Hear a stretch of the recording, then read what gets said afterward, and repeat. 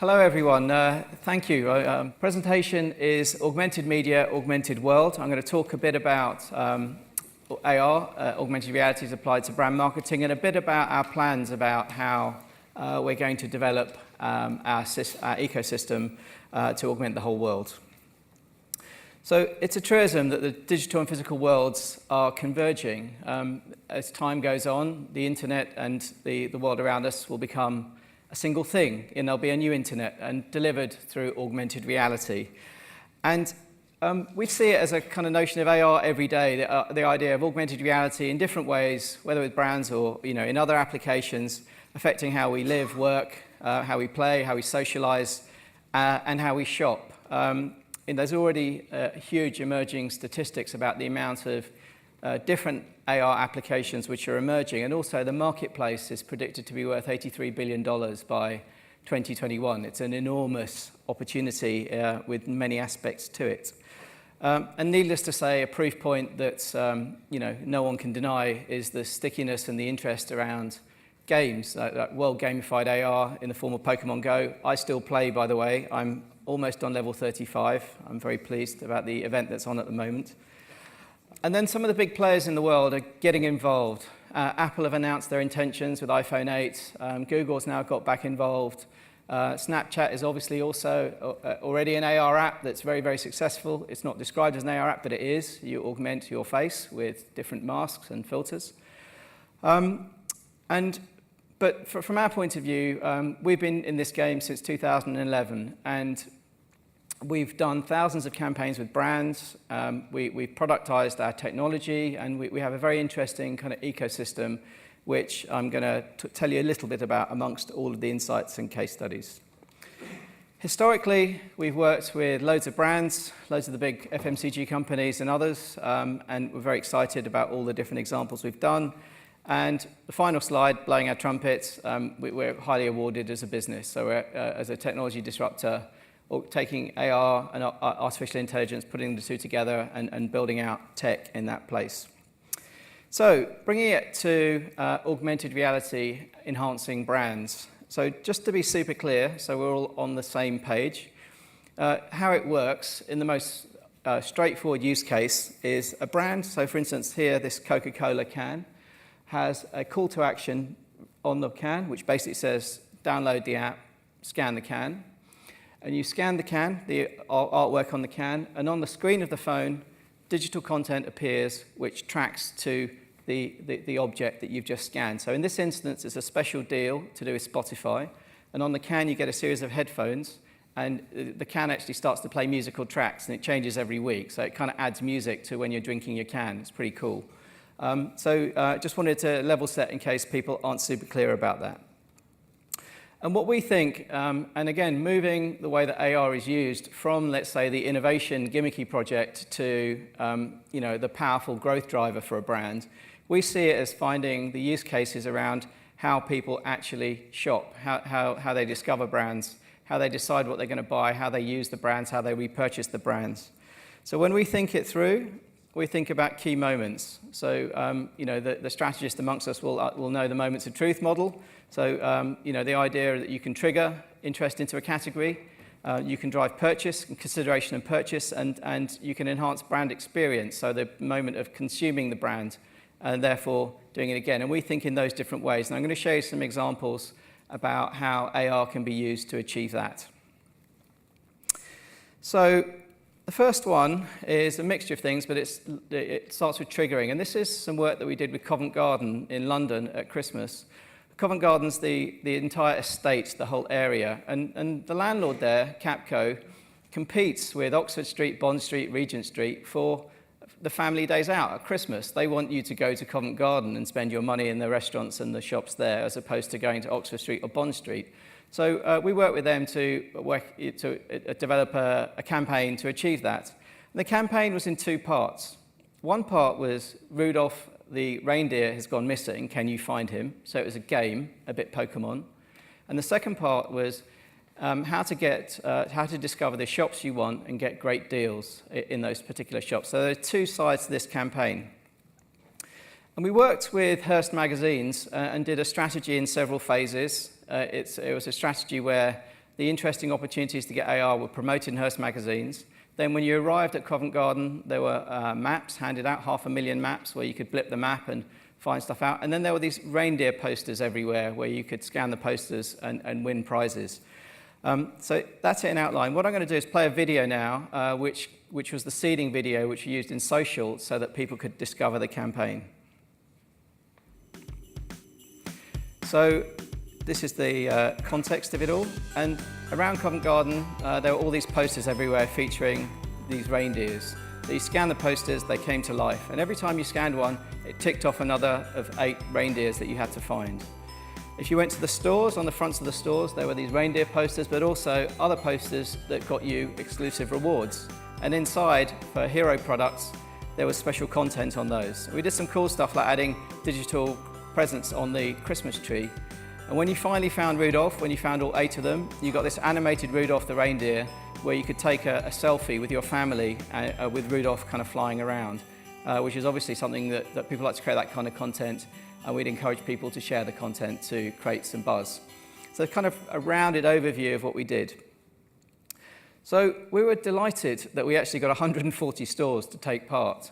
So that meant that wherever you went around Covent Garden, there were posters around nudging you to get involved, to scan, to get deals, and so on. It was hugely successful from a penetration point of view.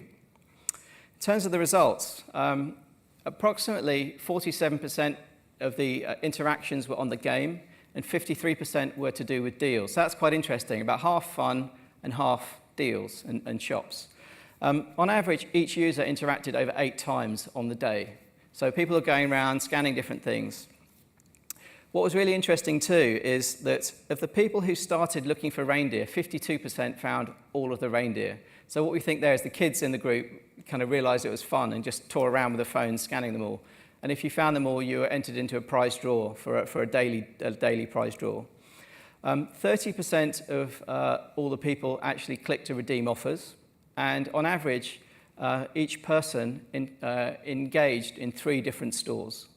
So we're starting to look at some really interesting data around driving people around the estate and engaging in deals to drive conversion.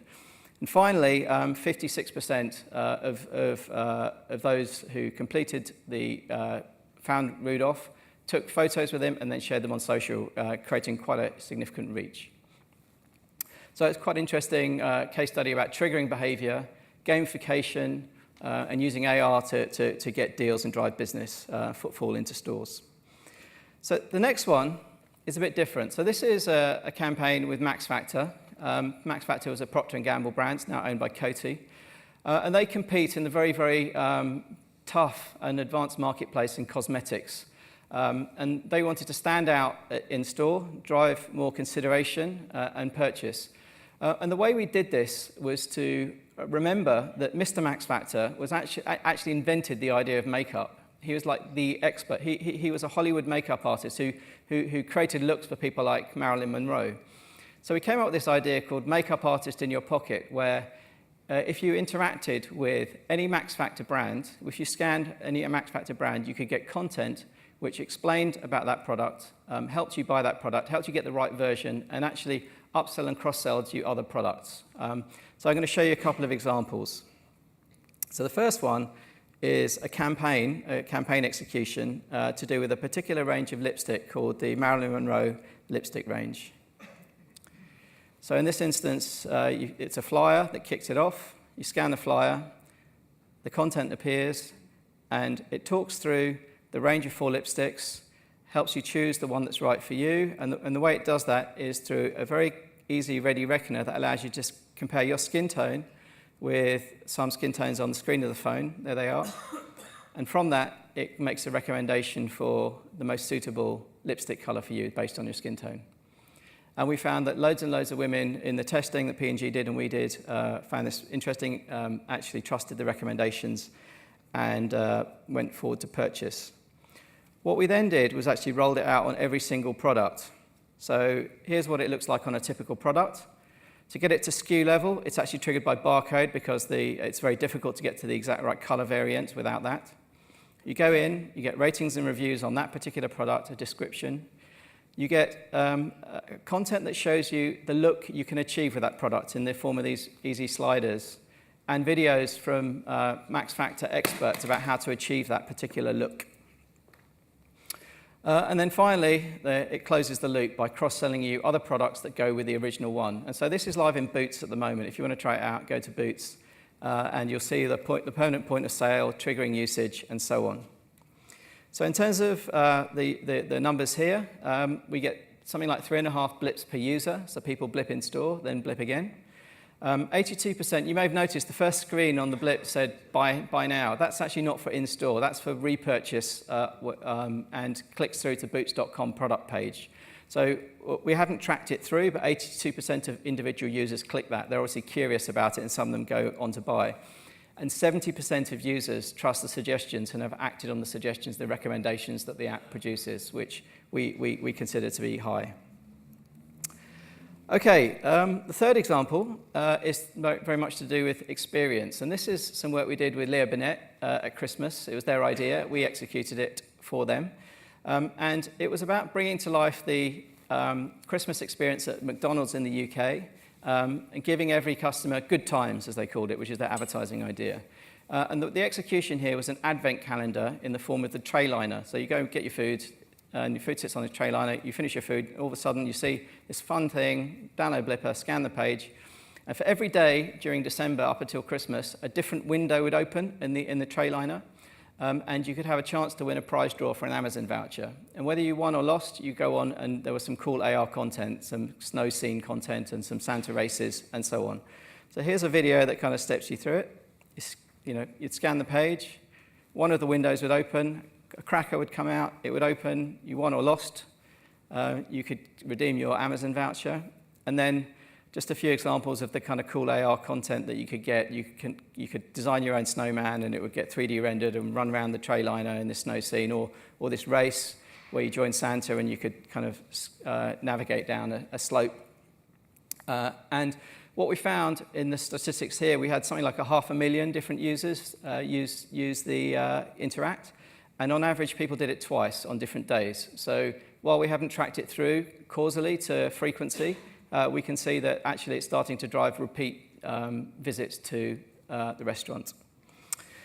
So this is a little different, this example. This is something new. So this is Blippar taken out of the Blippar app, and our technology added to banner advertising. So what we started to do is look for other ways of building out our ecosystem.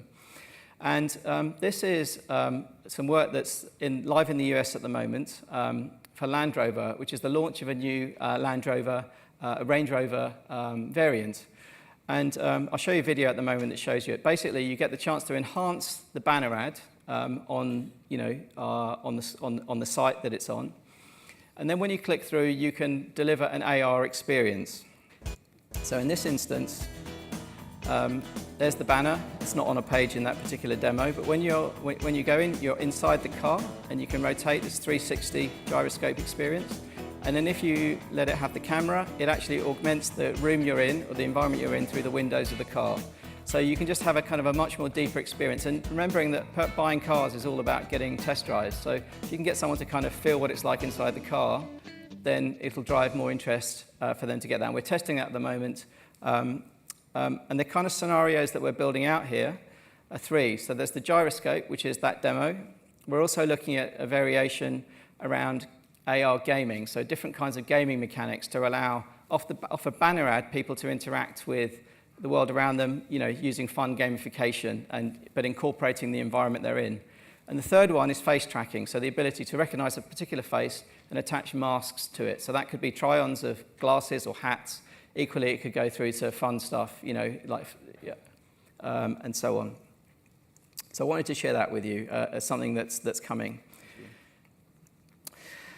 So, augmenting your agency. So a little bit which is to do with how agencies can get involved, maybe express their creativity, maybe get some of the business benefit of the AR marketplace that's emerging. Now, as a technology company, we've pivoted a few times, and here's one of the pivots we've done. So historically, the main way of working, whether you're an agency or a brand with Blippar, is for Blippar to do all the creation, as is of all the content, and then the content to be displayed on the Blippar app itself. So obviously this is challenging for some agencies because a ton of money goes to Blippar to do the asset creation and all the ideation. And then sometimes it's challenging for brands because they don't want to drive traffic to someone else's app. Sometimes it works fine and sometimes it doesn't. But we've pivoted a bit. And so we have a different model now where if we start with content creation, Blippar can produce it or an agency can produce it, and then second, and when agencies produce it, they'll use our tools, which I'll describe in a minute, Blip Builder and Blip Builder Script, where they can build their AR. It's the tools that we use internally, but it's available to them.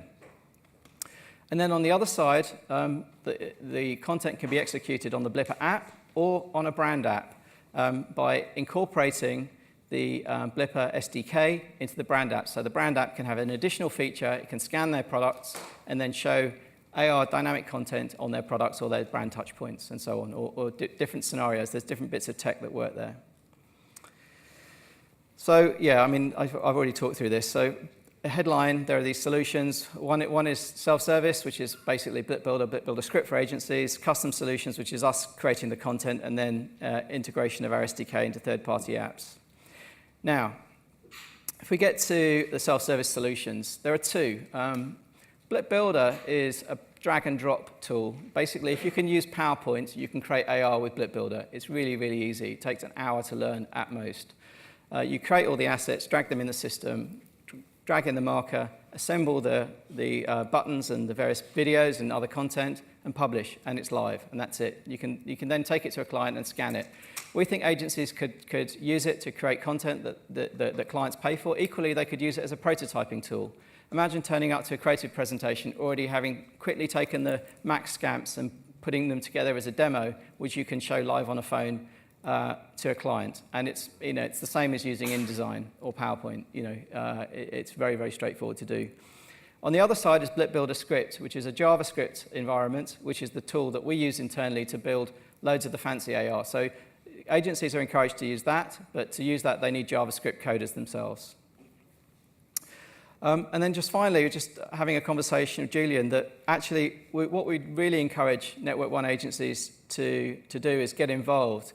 And if we can get enough of you involved, we'd like to organize a kind of a special deal. That was my little bit of PowerPoint animation there at the end. To encourage you to do it. So that could be to do with value. It could be to do with support. And we hugely encourage you to get involved to get the creative and financial benefits of creating digital content in AR. So I went through that at some pace. So I think we have time for questions. Yes, absolutely. Thank you very much indeed. Round of applause, please. We do have about 5 minutes for questions. So fantastic stuff. Who's got a question to kick off? Omaid, Blippar's a UK company, yeah? So if an agency is here that is not in the UK, what is the best point of contact? Are you in other countries? Is it centralized through yourself? No, so we're a British company, but our office is spread from the west coast of the US all the way through to Singapore. So wherever you are, we would form a relationship with the nearest office.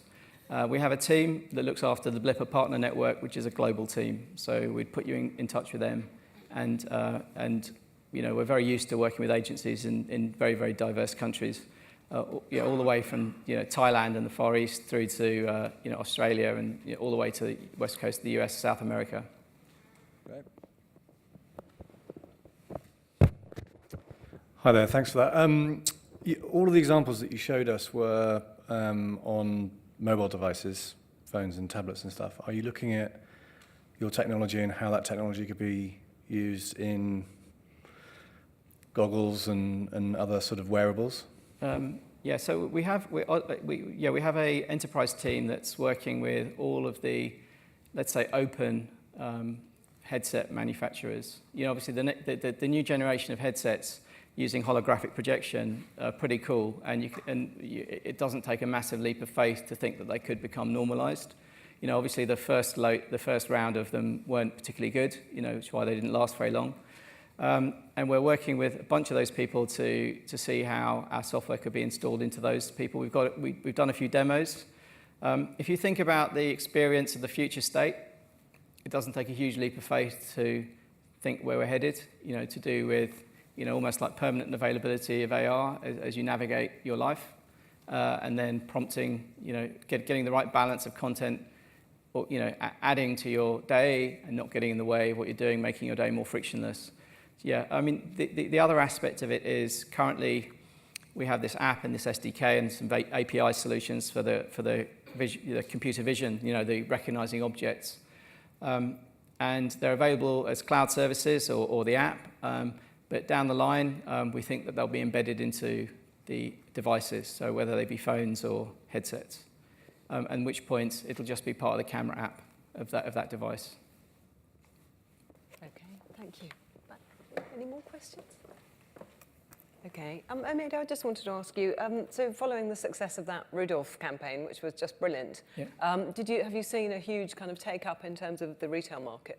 Oh, yeah, it's interesting, actually. That example, I probably can't say the actual names, but we've engaged with a huge retail estate company who, and we're currently in negotiations about running 2 campaigns similar to that around 2 of their locations, so they own these estates. And what we're hoping is that goes through and then will be on all of their, I think it's almost 100 different locations at Christmas, which would be very interesting. Wow. And in that instance, though, with Covent Garden, that was done on Blippar, but this other one wouldn't be on Blippar. This particular company has an app for each of their estates, and so we'd build it through the SDK into all of their apps. That was, to be honest, that 8.1 figure and people finishing 52% finishing the treasure hunt. I was expecting people to find 0 or 1 Rudolphs, not 52% to find all 8. It was very interesting. You don't need much gamification to motivate people to kind of want to find the next one. As we've seen with Pokemon, it's very, very simple mechanics that motivate you to do the next thing if it's fun. Yeah. Wonderful. Okay, we must leave it there because of time. Thank you very much indeed, Omaid Hiwaizi. Thank you.